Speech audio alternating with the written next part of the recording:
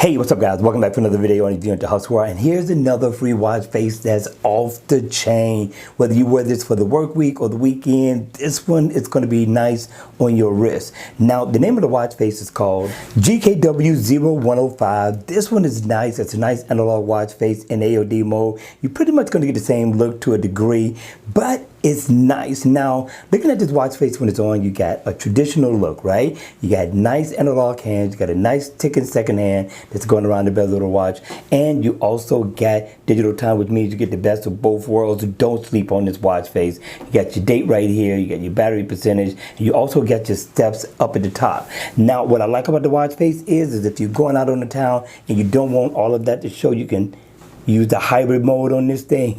You can get rid of everything except for the date.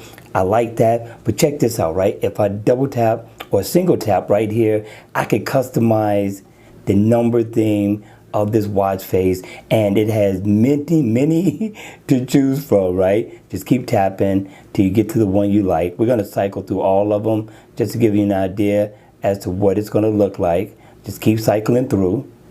You got many to choose from. See how it darkens out a little bit, and then it's going to eventually change colors.